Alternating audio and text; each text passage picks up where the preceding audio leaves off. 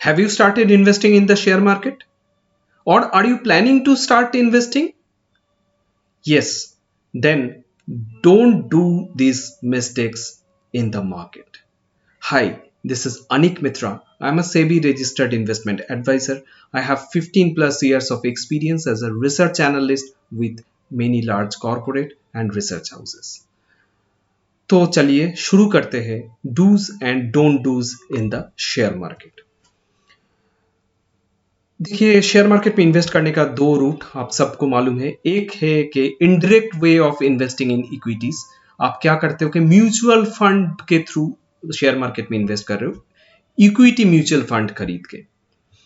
मगर बहुत लोग बोलते हैं कि भाई म्यूचुअल फंड का रिटर्न तो उतना फैसिनेटिंग नहीं है, बहुत सारा स्कीम्स है जो हैंडसम रिटर्न देता नहीं है या दिया नहीं है, हिस्टोरिकली अच्छा दिया है, आगे चल के नहीं दे रहा है, हम लेने के बाद नहीं आ रहा है। तो ये सब प्रॉब्लम्स के कारण बहुत लोग पूछते हैं कि डायरेक्टली स्टॉक मार्केट में इन्वेस्ट कर दे, शेयर्स हम खरीद ले।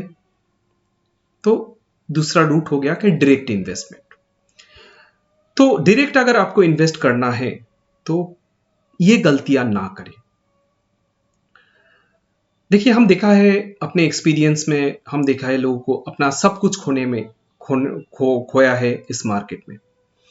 बहुत सारा ऐसा एक्टिव इन्वेस्टर था सालों पहले, हो सकता है एक डिकेड पहले, जिन लोग को हम देखा है जो आज मार्केट में है ही नहीं। बहुत एक्टिव इन्वेस्टर्स, बहुत एक्टिव ट्रेडर्स को देखा है तो जो आज मार्केट में आते ही नहीं है, they have run away from the market. तो प्रॉब्लम क्या है, कहां पे प्रॉब्लम्स होता है? देखिए, सबसे बड़ा गलती लोग जहां पे करते हैं, लोग सोचते हैं कि भाई हम अपना दिमाग लगा के कुछ भी कर लेगा। तो this is the biggest mistake. तो इसके लिए आपको पढ़ना पड़ेगा, आपको जानना पड़ेगा। कोई भी मन में आए आप मार्केट में इन्वेस्ट कर दोगे, कोई भी कर सकता है, ऐसा बात नहीं है। This is open for all, this is open to all, सबके लिए खुला है। इसका मतलब नहीं है कोई भी कर लेगा, ये कभी नहीं। तो गलती कहां होता है, चलिए समझेगा। नंबर वन, सबसे पहले जो डिस्कस करना चाहूंगा कि जो मार्केट में आ रहे हैं वो लोग डिसाइड करें आपको ट्रेडिंग करना है या इन्वेस्टमेंट करना है। द बिगेस्ट क्वेश्चन, ट्रेडिंग और इन्वेस्टमेंट। तो क्या होता है ट्रेडिंग, क्या होता है इन्वेस्टमेंट, ये लेके हम डिस्कस नहीं करेगा, आपको सभी को मालूम है। तो ट्रेडिंग अगर आपको करना है, यानी कि आपका होल्डिंग पीरियड काफी छोटा है, हो सकता है आप इंट्राडे ट्रेडिंग कर रहे हो या तो फिर शॉर्ट टर्म स्विंग ट्रेडिंग कर रहे हो, 2 दिन, 5 दिन, 10 दिन, BTST, STBT। तो आप अगर ट्रेडर हो, ट्रेडिंग कर रहे हो, तो आपको समझना पड़ेगा कि यहाँ पे एक बहुत ज्यादा रिस्क इन्वॉल्व है। आपका क्या रिस्क एपेटाइट है, कभी आप एसेस किए हो आपका रिस्क? तो मान लो कि आपका रिस्क एपेटाइट है कि आप 2000 रुपया का लॉस देख नहीं सकते हो, मगर आप कर रहे हो कि 50,000 का एक्सपोजर लेके आप इंट्राडे ट्रेडिंग कर रहे हो। समझना पड़ेगा। तो ये तो सही है कि everyone wants to be rich overnight. सब कोई बहुत जल्दी पैसा बनाना चाहता है, जितना जल्दी हो सकता है। ओवरनाइट अगर हम अमीर बन जाते हैं तो कितना अच्छी बात है, मगर हम तो बन नहीं पाया। ओवरनाइट अमीर बनने में प्रॉब्लम वही है कि आप आपका सब कुछ गंवा सकते हैं। तो इसीलिए स्लो स्टेडी ये तरीका अच्छा है। तो हम ये नहीं बोल रहे कि आप ट्रेडिंग मत करो, ट्रेडिंग ऑब्वियसली आप कर सकते हो। अगर आप ट्रेडिंग करते हो तो आपके लिए आपके पास कोई एक प्रॉपर स्टडी होना चाहिए जो प्रॉपर है, यानी कि जिसका एक हिस्ट्री अगर आप देखते हो, एक पर्टिकुलर सेट ऑफ स्टडी जिसका हिस्टोरिकल परफॉर्मेंस काफी अच्छा है, उसको आप ट्राई कर सकते हो। हम प्रोफेशनल ट्रेडर्स के साथ काम किया है एक लंबा पीरियड, तो हम देखा है कि ट्रेडर्स लोग क्या करते थे कि बेस्ड ऑन सर्टेन ऑब्जर्वेशन, तो वो जो ऑब्जर्वेशन है वो ट्रेड सीक्रेट है, वो आपको नहीं बोलेगा। मेरा जो ऑब्जर्वेशन है, मेरा जो ट्रेड सीक्रेट है, वो हम आपको कभी शेयर नहीं करेंगे। हो सकता है हम स्टॉक का नाम शेयर कर दे, भाई इस स्टॉक में मूवमेंट देखने को मिलेगा आज या आने वाले कुछ दिन में, ये हम आपके साथ शेयर करेगा। मगर क्या लॉजिक है, किसके लिए हम बोल रहे हैं कि इसमें मूवमेंट हो सकता है, ये हम कभी शेयर नहीं करेगा। तो आपको दो उपाय है। एक है कि आपका टेक्निक आप खुद डेवलप करो, ट्रेडर्स के लिए हम बोल रहे हैं। तो आपका स्ट्रैटेजी आप खुद डेवलप करो। और कैसे डेवलप करोगे? वैसा कोई सेट ऑफ स्टडीज जो हिस्टोरिकली देखा जाता है कि सक्सेस रेट काफी अच्छा है। एक बेसिक ले लो, मान लो कि आप एक मूविंग एवरेज क्रॉसओवर ले रहे हो, एक बेसिक टेक्निकल स्टडी, तो हो सकता है वो टेक्निकल स्टडी काम नहीं करे। तो आप देख रहे हो कि हिस्टोरिकली भाई ये मूविंग एवरेज क्रॉसओवर 20 डेज के साथ 50 डेज का क्रॉसओवर में आपको 2 कैंडल का एक मूवमेंट मिलता है इंट्राडे में 30 मिनट्स में, ठीक है, 1 घंटा के लिए हम ले लिया। मगर आप हिस्ट्री देखो कि उसका परफॉर्मेंस क्या है। हो सकता है कि वैसा 10 बार गलत होता है, उसके बाद आके एक बार सही होता है। आपका ऑब्जर्वेशन एक बार राइट होने पे आप बोल रहे हो कि भाई अरे भाई ये तो राइट है, तो हम नेक्स्ट टाइम ले लेगा, और हम जब ले लेता है तब तो गलत ही पड़ता है। वजह यही है कि आप हिस्ट्री अगर चेक करते हो तो वैसा कोई एक सेट ऑफ स्टडीज का हिस्ट्री चेक करते हो तो उसका सक्सेस रेट हो सकता है 30%, तो वो आप चेक नहीं किए हो, तो आपको बैक स्टडी करना पड़ेगा, बैक टेस्ट करना पड़ेगा। टेक्निकल एनालिसिस के अलावा भी स्क्रीन रीडिंग, डेटा रीडिंग, इससे भी बहुत लोग ट्रेडिंग करते हैं। तो उन लोगों का, जो लोग सक्सेसफुल ट्रेडर्स हैं, उन लोगों का अपना कुछ स्टडी है, अपना कुछ प्रूव्ड मेथड है, जो ऑब्वियसली वो आपको नहीं बोलेगा। तो या तो फिर आप आपका मेथड खुद डेवलप करो, तो वो सर्च करते हुए आपको टाइम लग जाएगा, अच्छा खासा टाइम लग जाएगा वैसा कुछ इनोवेट करने में। या तो फिर आप ऐसा करो, किसी का हेल्प ले लो, मगर हेल्प जो करेगा वो एडवाइजर कितना ऑथेंटिक है, उसका क्या सक्सेस रेट है, वो भी आपको जज करके देखना पड़ेगा।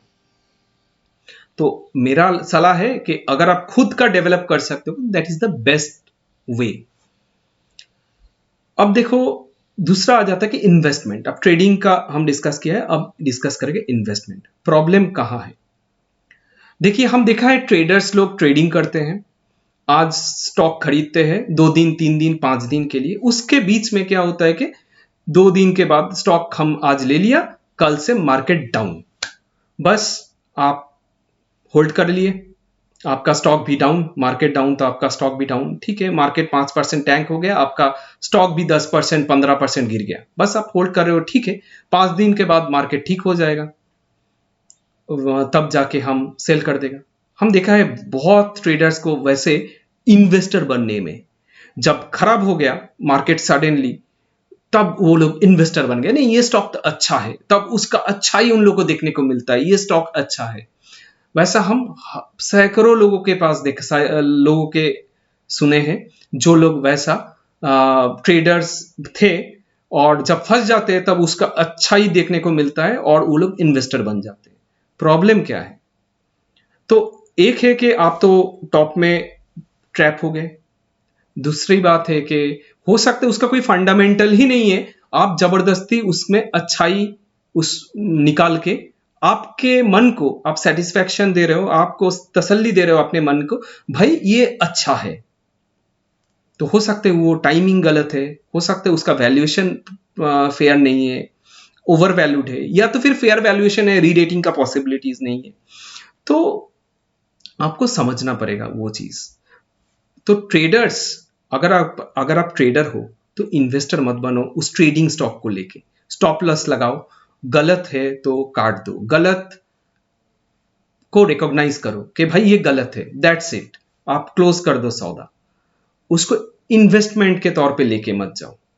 ये सबसे बड़ी गलती जो लोग करते हुए देखा है, हम देखा है लोगों को जेपी एसोसिएट में टॉप में 850 में ट्रैप होते हुए, जो प्राइस और कभी वापस ही नहीं आया।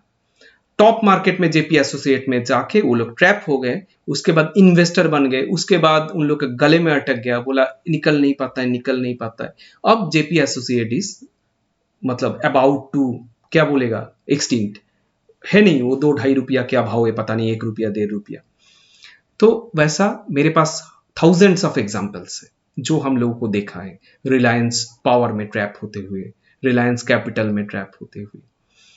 तो ये एक बहुत बड़ी गलती लोग करते हैं जो ना करें। देखिए, फिर अगर आप इन्वेस्ट कर रहे हो तो इन्वेस्टर्स भी क्या करते हैं कि आपके रिस्क एपेटाइट के हिसाब से इन्वेस्ट नहीं करते हैं। मेरा रिस्क एपेटाइट है कि भाई हम स्मॉल कैप में ना जाए, हम लार्ज कैप में ही जाए। मगर हम क्या कर रहे हैं कि हम जाके बहुत जल्दी पैसा बनाने के चक्कर में हम स्मॉल कैप पेनी स्टॉक में इन्वेस्ट कर देते हैं। बहुत टाइम ये पेनी स्टॉक्स का कोई फंडामेंटल ही नहीं होता है, वैसा स्टॉक्स में जल्दी पैसा बनाने के चक्कर में इन्वेस्ट कर देते हैं। तब वो लोग बोलते हैं मेरा इन्वेस्टमेंट भी परफॉर्म नहीं कर रहा है। इन्वेस्ट करने के लिए आपको फंडामेंटल समझना पड़ेगा, तभी जाके आप इन्वेस्ट कर सकते हो।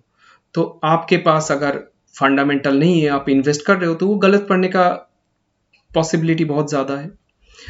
बहुत जल्दी पैसा बनाना चाहता है, मगर आप स्मॉल कैप में इन्वेस्ट कर दिए और उसके बाद वॉलेटिलिटी में आप और सहन नहीं कर पा रहे, आपका टॉलरेंस नहीं है, आपका पैसा लग रहा है। ये गलती है। आपका रिस्क एपेटाइट समझो, एसेसमेंट चाहिए आपके रिस्क एपेटाइट का, आपका रिस्क असेसमेंट चाहिए। आपका अगर रिस्क असेसमेंट बोलता है कि आपका रिस्क एपेटाइट कम है, तो ऑब्वियसली जाके आप स्मॉल कैप माइक्रो कैप में इन्वेस्ट नहीं करोगे, पेनी स्टॉक तो बिल्कुल नहीं छुओगे। मगर ये सब गलतियां लोग करते हैं और फंस जाते हैं। और क्या करना नहीं चाहिए? देखिए, लोगों को कुछ गलत परसेप्शन है। हम देखा है कि ये चलता भी है मार्केट में काफी। लोग बोलते हैं फिक्स रिटर्न मार्केट से, हम मार्केट में इन्वेस्ट करेंगे मगर मेरे को फिक्स रिटर्न आएगा। कहां से आएगा भाई? कोई ठेका लेकर रखा है आपको फिक्स रिटर्न देने का? आप सिस्टम के अंदर हो, सिस्टम जो बोलता है उसके अंदर रह के ही आपको इन्वेस्टमेंट करना पड़ेगा, आपको ट्रेडिंग करना पड़ेगा उस सिस्टम में बिलोंग करके। अब सिस्टम के ऊपर जाके आप कुछ नहीं कर सकते हो। आपको क्या अच्छा लगता है उसके हिसाब से मार्केट चलता नहीं है, मार्केट के हिसाब से आपको चलना पड़ेगा। तो लोग क्या करते हैं, देखा है हम, हाँ, वो, और आप लोग का ये गलत फहमी, रॉन्ग परसेप्शन जो है, इसका फायदा भी लोग उठाते हैं। कैसे उठाते हैं हम बोलता है, कुछ लोग, कुछ अनफेयर लोग, जो लोग फाउल प्ले कर रहा है, लोगों को गलत समझा रहे हैं, गलत समझा रहे हैं, बोल रहे हैं कि भाई हम आपको फिक्स रिटर्न देगा। तो पता है कैसे वो लोग फिक्स रिटर्न देता है? बेसिकली वो लोग आपका इन्वेस्टमेंट लेता है और हर रोज ट्रेडिंग करता है। अब ट्रेडिंग करता है यानी कि चार्निंग, चार्निंग का मतलब होता है कि उसका ब्रोकरेज रेवेन्यू, आपका कैपिटल हो सकता है लॉस हो रहा है, हाँ आपका कैपिटल लॉस हो रहा है मगर ब्रोकरेज रेवेन्यू आ रहा है, तो ब्रोकरेज रेवेन्यू वो आपको दे रहा है, मगर आपको पता नहीं है कि आपका कैपिटल उधर इरोड हो रहा है। तो वो आपका ब्रोकरेज जो इनकम हुआ दिन में, जितना ज्यादा ब्रोकरेज वो जनरेट कर पाएगा उतना उसका फायदा है। तो वो ब्रोकरेज रेवेन्यू कमा लेता है, उसका एक पार्ट आपको दे देता है। आप तो देख रहे हो भाई फिक्स रिटर्न आ रहा है, मगर आपका उधर कैपिटल इरोड हो रहा है, उसका कोई अंदाजा आपको है नहीं। तो ये सब गलतियां मत करें। बहुत सारा ऐसा कंपनीज, जो लोग चीट फंड बंद होने के बाद, स्पेशली ईस्टर्न इंडिया में चीट फंड स्कैम हुआ, उस चीट फंड बंद होने के बाद चीट फंड स्कैमर्स इस ट्रेड में आ गया फिर वापस स्कैम करने के लिए। बहुत हम देखा है, बहुत लोगों को हम देखा है, मना किया है, ये सब मत करने के लिए बोला है, मगर ग्रीड लोगों का लेके जाता है, फंसाता है। ये सब मत कीजिए।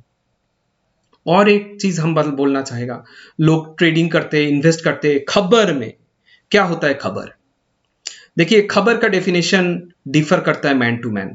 हम खबर का डेफिनेशन देखा है एक कम्युनिटी के पास, एक दो कम्युनिटी के पास, जो खबर का डेफिनेशन कुछ अलग है। I will not mention the which community I am referring, वो हम मेंशन नहीं करेगा, मगर उस कम्युनिटी जिसका मार्केट में शुरू से, मतलब शेयर मार्केट के इंसेप्शन से, इंडियन शेयर मार्केट के इंसेप्शन से जिनका पकड़ है इस मार्केट में, उन लोगों के बारे में बोल रहा है।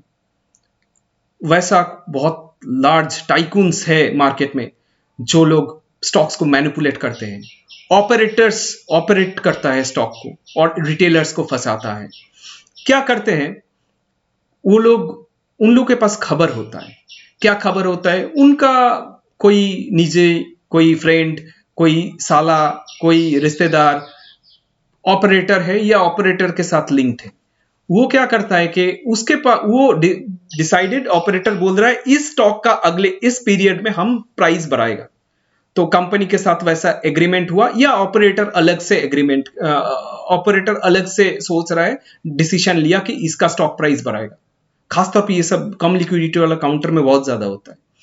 तो वो लोग क्या करते हैं, वो लोग खबर देता है, हाँ भाई खबर है, खबर मेरे रिलेटिव के पास से आया है, मेरे फ्रेंड के पास से आया है, जो लोग ऑपरेटर है या ऑपरेटर के साथ क्लोजली रिलेटेड है। तो आप जो हम लोग के जैसा नॉर्मल आदमी है, तो उन लोग के पास खबर नहीं होता है। उन लोग के पास हम देखा है, वो खबर वाला काम करते हुए वो बड़ा टाइकून्स को देखा है नजदीक से, मगर ये सब हम लोगों के लिए नहीं है। हम सोचता है हम ओवरनाइट ओवरनाइट बहुत कुछ करने का, ओवरनाइट बहुत ज्यादा पैसा कमाने का कोई सोच मेरे में है नहीं। हम इसीलिए आपको भी डिस्करेज करता है कि मत कीजिए ओवरनाइट अमीर बनने का कोशिश मत कीजिए, खबर यानी कि वो र्यूमर पकड़ लीजिए, क्योंकि 90% टाइम आपके पास जो पहुंचता है, जो हमारे जैसा आदमी, हमारे जैसा रिटेलर, वो लोग उन लोग के पास जो होता है वो र्यूमर ही होता है। तो र्यूमर यानी कि आप फंस जाओगे उसमें और वो स्टॉक कभी चलेगा नहीं। तो आप प्रॉपर रिसर्च स्टॉक में इन्वेस्ट करो, ये जो गलतियां हम बोला ये सब मत करो, then you will be very good in the market. तो आपका प्राइम टारगेट पैसा बनाने का नहीं, टू प्रोटेक्ट योर कैपिटल। आप मार्केट में आपका कैपिटल प्रोटेक्ट करो, जो आपका मोटो होना चाहिए सबसे पहले। उसके बाद आप सोचो कैसे प्रॉफिट को बढ़ाया जाए, और बिना रिसर्च का, चाहे आप ट्रेडर हो चाहे आप इन्वेस्टर हो, बिना रिसर्च का मार्केट में काम नहीं करना चाहिए।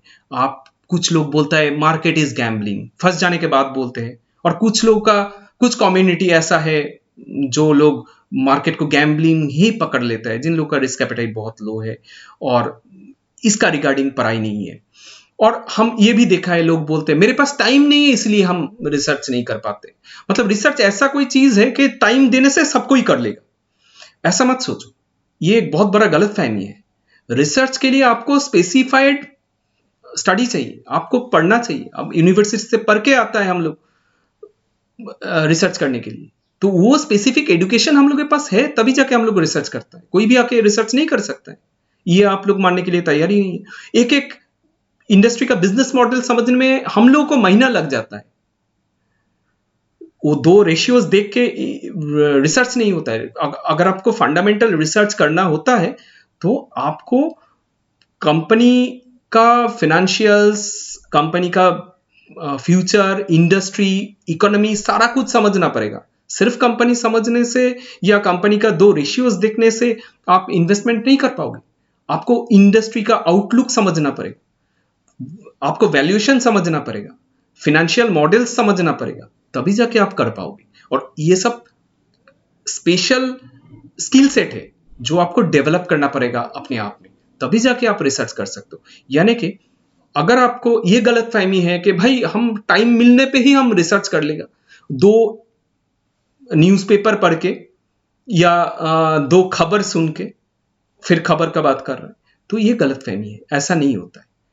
इसके लिए आपको पूरा क्लियर कट अंडरस्टैंडिंग चाहिए, और साइमल्टेनियसली आपको काफी पढ़ना पड़ेगा, आपको इंडस्ट्री के बारे में अपडेटेड रहना पड़ेगा। फिर जाके आप अगर पूरा डेटा मेंटेन कर रहे हो, तभी जाके आप डिसीजन ले पाओगे। देखते रहिए मेरा ये चैनल, हम बहुत सारा वैसा वीडियोस लेके आएगा जहां पे आपको क्लू मिलेगा काफी सारा स्टॉक्स का। फिर आपको डिसीजन लेना पड़ेगा, हो सकता है आपका एडवाइजर का सजेशन लेना पड़ेगा। अगर आप खुद डिसीजन मेकिंग करना चाहते हो, सीखना चाहते हो, तो देखते रहिए मेरा वीडियो और मेरा चैनल को सब्सक्राइब कर लीजिए। Thank you for watching.